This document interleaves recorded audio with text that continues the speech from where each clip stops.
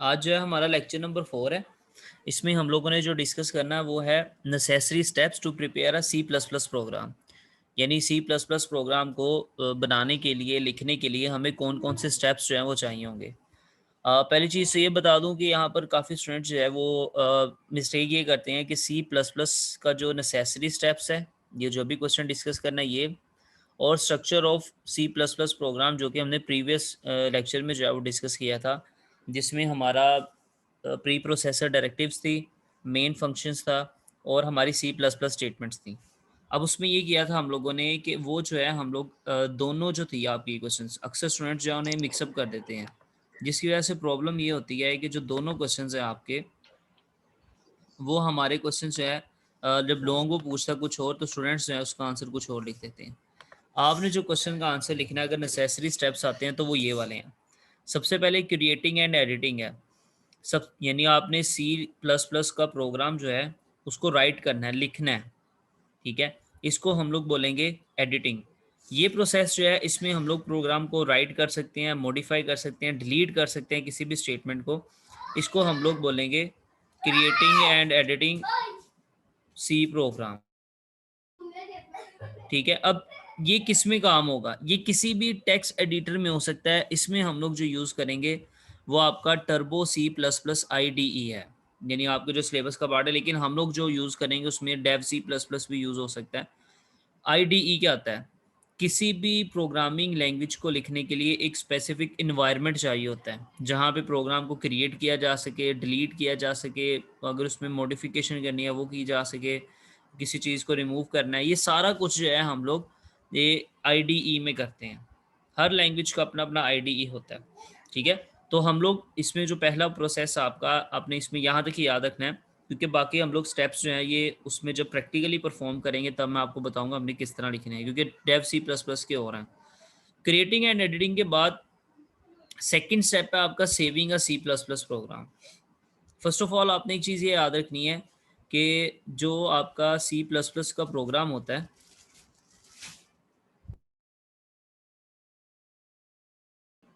Second step है saving a C plus plus programme.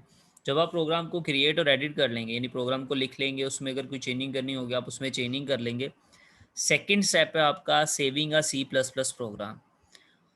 इसमें आप अपने प्रोग्राम को सेव करते हैं अपनी हार्ड डिस्क में, अपनी मेमोरी में सेव करते हैं आप जब उसको, तो ताकि आप उसको इन फ्यूचर अगर आपने दोबारा एग्जीक्यूट करना हो तो हम लोग उसको कर सकते हैं।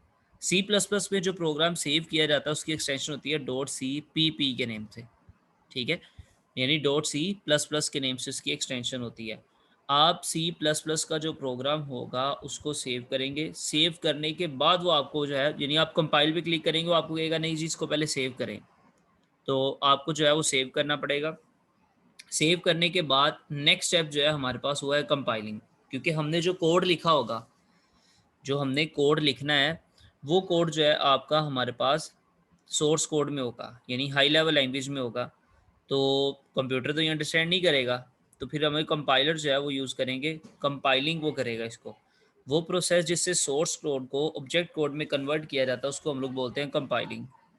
ठीक है, प्रोग्राम को जो है, जो डॉट सी प्लस प्लस को हमने सेव किया था, तो उसने क्या है, इसको हम लोग सोर्स प्रोग्राम कहेंगे। जैसे कि मैंने आपको बोला है कंप्यूटर इसे डायरेक्टली अंडरस्टैंड नहीं करता सोर्स कोड को, तो कंपाइलर क्या करेगा, वो उसको ऑब्जेक्ट कोड में कन्वर्ट करेगा।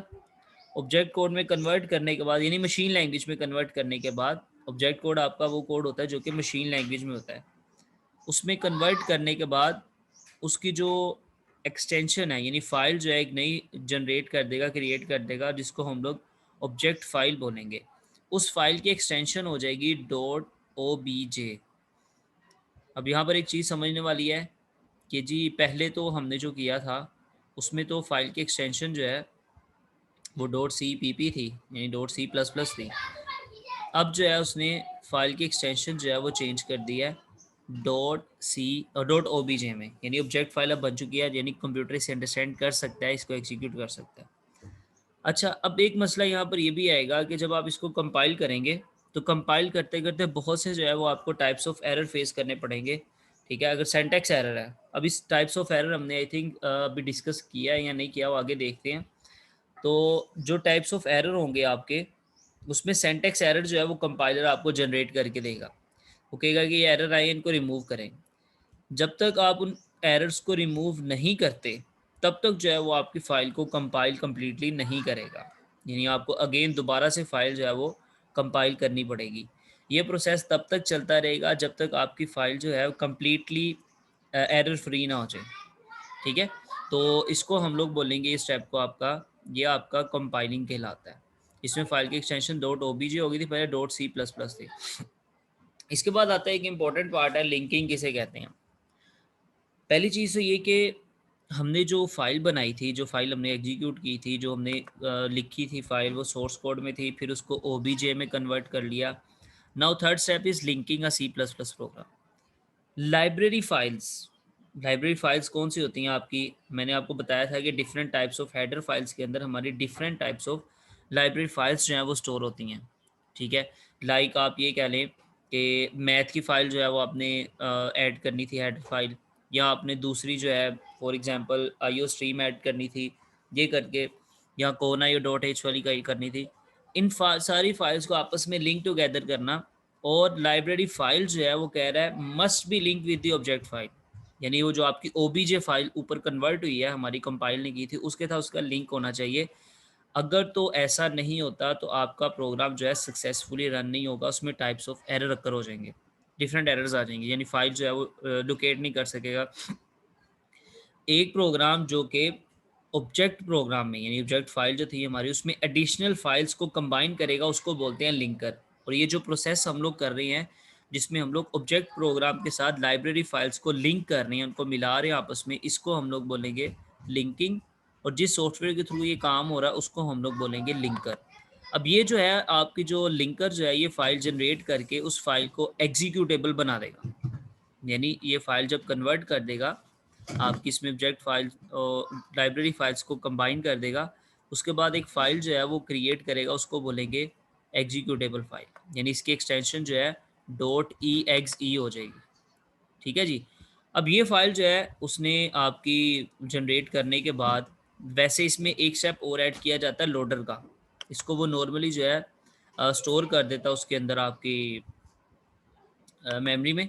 तो सेकेंडरी मेमोरी से मेन मेमोरी में जब हमने उसको मूव करना है, तो वो प्रोसेस कहलाता है लोडिंग। इसमें उसने आई थिंक वो स्टेप एक्सप्लेन नहीं किया हुआ, देखते हैं आगे, ये शायद फिगर में जो है उसने एक्सप्लेन किया हुआ, ये देखें लोडर का यहाँ पे एक्सप्लेन किया हुआ है। तो वो जो लिंकर ने फाइल्स को कंबाइन किया था, कंबाइन करने के बाद डॉट ई फाइल बनाई थी।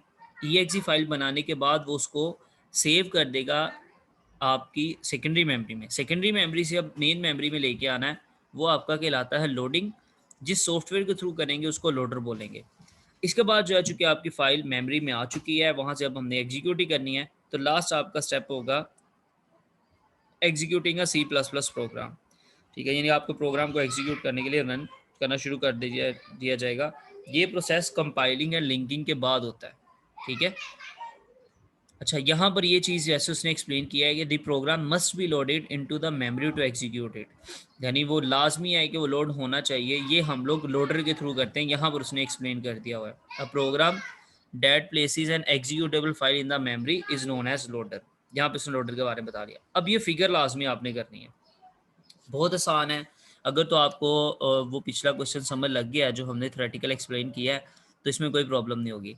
सबसे पहला स्टेप है, यूज़र जो है, यानी आपने इसको शो करवाना है यहाँ पर, ये वाला पॉइंट मैं एक्सप्लेन कर रहा हूँ कि यूज़र जो है आपका प्रोग्राम एंटर करेगा, उसको सेव करेगा एज ए सोर्स फाइल। यानी पहला स्टेप क्रिएटिंग एंड सेविंग वाला, जो क्रिएटिंग एंड एडिटिंग वाला, और दूसरा उसके साथ ही स्टेप सेविंग वाला था। तो उसमें क्या है, यूज़र एंटर करेगा प्रोग्राम और उसको सेव करेगा एज ए सोर्स फाइल। ठीक है? सोर्स फाइल में जब वो करेगा इसको, तो वो आपकी फ़ाइल ये वाली कन्वर्ट हो जाएगी, इस फाइल में जो है वो आपका प्रोग्राम सेव होगा। इसके बाद सोर्स फाइल को हमने किया था कंपाइलिंग। तो कंपाइलर जो है वो अटेम्प्ट करेगा ट्रांसलेट, यानी कोशिश करेगा उसको ट्रांसलेट करने की। इस सिचुएशन में दो जो है वो आपके होंगे काम, या तो वो सक्सेसफुली हो जाएगा अगर तो उसमें एरर्स नहीं है, तो या तो जो है उसमें फेल हो जाएगा। जब फेल होगा आपका प्रोग्राम, यानी उसमें एरर्स आ जाएंगे, तो फिर एक आपको एरर लिस्ट मिलेगी। इस एरर लिस्ट को यूज़र जो है एरर्स को करेक्ट करेगा, ये देखें सिंटैक्स एरर सारे ठीक करेगा, तो फिर आपकी एक नई फाइल बनेगी, उस फाइल को रिवाइज सोर्स फाइल जो है इसने यहाँ पे शो किया हुआ है, यानी एरर्स फ्री अगर आपने कर दी हैं दोबारा से फिर कंपाइलर ट्रांसलेट करेगा, अगर तो उसमें एरर्स नहीं होंगे तो वो नीचे चले जाएगा, अगर फिर एरर आएगी फिर वो आपको लिस्ट दिखा देगा, ठीक है, वो फिर लिस्ट दिखाएगा, फिर आप जो है इसको करेक्ट करेंगे, फिर नई फाइल क्रिएट होगी, फिर से ये प्रोसेस चलता रहेगा जब तक आपका एरर फ्री ना हो जाए, ठीक है। जैसे ही वो सक्सेसफुल होगा, यानी यहाँ पर आपका सक्सेसफुल हो जाएगा, तो लिंकर फिर आगे नया काम आ गया, linker links new object file with other object file, यानी जो हमने लाइब्रेरी फाइल्स का वर्ड इस्तेमाल किया था, बाकी अदर फाइल्स को वो आपकी ओबीजे फाइल के साथ लिंक कर देगा ताकि वो रिक्वायर्ड लाइब्रेरी फंक्शंस को एक्सेस कर सके।